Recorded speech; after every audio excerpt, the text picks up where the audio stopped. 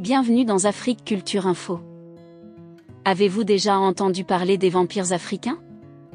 Alors, parlons de l'Azambozam et ou le Sazabonsam.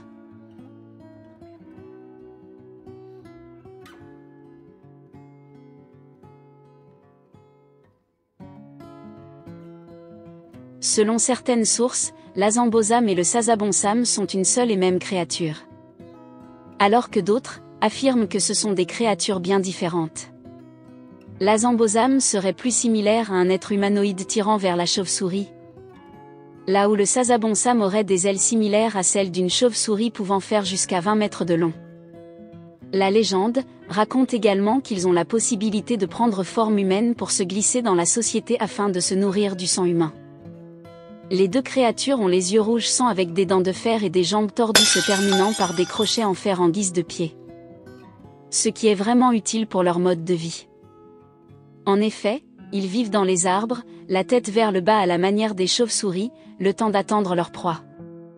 En fonction des récits, ils ont des griffes, voire des cornes, la peau rose et parfois une très grande pilosité. Ces créatures sont issues de la mythologie Ashanti du Ghana, de la Côte d'Ivoire et du Togo. Les Azambozam sont les descendants d'un ancien chef de guerre sanguinaire et excentrique dénommé Sandy. Selon certaines sources, Sandy aurait pactisé avec des démons pour augmenter son autorité. Mais selon d'autres, c'est une malédiction qui s'est abattue sur sa descendance à cause de son vampirisme. On raconte qu'il buvait le sang de ses ennemis. Comme tout bon vampire, les Azambozam et les Sazabonsam s'attaquent directement au cou de leur proie. Ils chassent en groupe mais certains d'entre eux préfèrent la solitude pour augmenter leur efficacité. Le Sazabonsam n'est pas un vampire comme les autres. Ce dernier a en effet une femme appelée Sraman, déesse de l'arbre capoquier.